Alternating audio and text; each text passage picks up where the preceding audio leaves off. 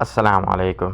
حزب اللہ کے سربراہ نعیم قاسم کا کہنا ہے کہ شام کو خطرناک توسیع پسند دشمن کا سامنا ہے اور شام میں گولان پہاڑیوں کے بفر زون پر اسرائیل فوج کا قبضہ اس کا ثبوت ہے۔